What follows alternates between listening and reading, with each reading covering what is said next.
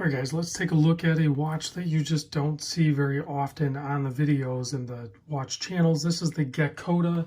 I believe this is called the, let me look it up here. Yes, this is the G-02. This is the ETA 2824 version of it. You can now get this with, I think they're out of stock on the 2824. You can get it with the PT 5000, which is a clone 2824 movement. So I'll put a link in the description to Gakoda for this watch. You can check it out. Big thanks to Dino for sending this over along with some other watches. I've always wanted to check out one of these, so cool, awesome. Case size on this, if you measure from its widest point, which is really not the fair thing to do with this watch, even though that is the way the design of the case, we're going to catch that measurement at 42 millimeter.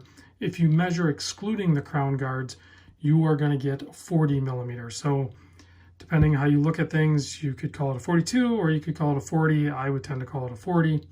Lug to lug is 46.9, thickness 13.28, 20 millimeter lug width, beads of rice bracelet, tapers down to 18 millimeter. The crown is just under 6.5 at 6.45 millimeter crown. It is a screw down crown, 200 meter water resist. You can see a nice little pop of gold colored there too on the crown and on the inner sleeve there. So you have the gilded or gold colored handset and indices, framed date window, and some of the printing around the edges. Very nicely done. I'm finding that to be a feature that I actually really enjoy in a watch. So this watch actually has quite a few things that I really enjoy in a watch. So display case back is always nice to see. If we zoom in, we can see that guy there. You can see it, and if you look close enough, you can see up there, right up towards the top, 2824-2. So this is the actual ETA movement. I have done some research on the PT 5000. Guys are actually really liking that movement. So you look at the brushing on this, it is phenomenal. And the polishing's done really well.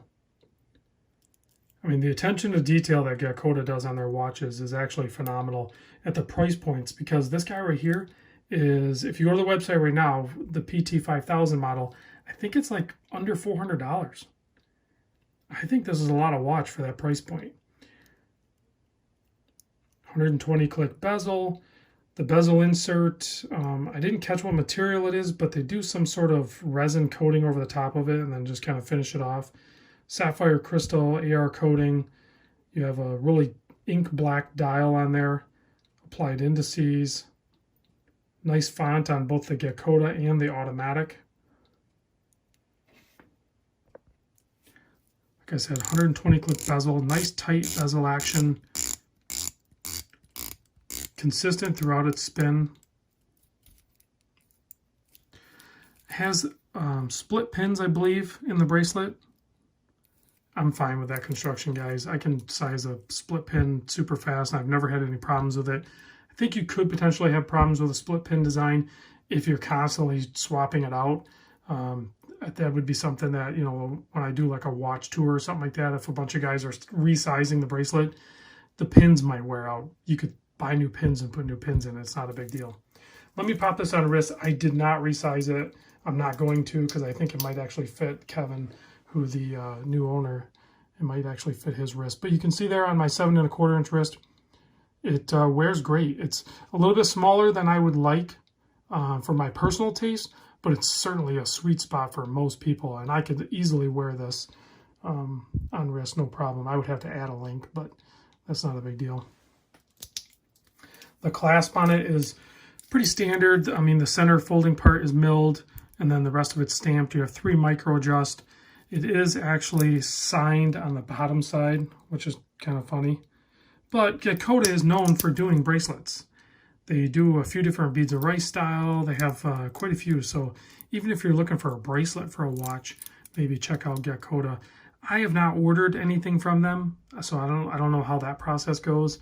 So anybody that has ordered from Gakoda and want to share their experience, chime off down in the comments, good or bad. Just keep it clean, you know, but whether it was a good experience or bad experience, their products seem to be legit.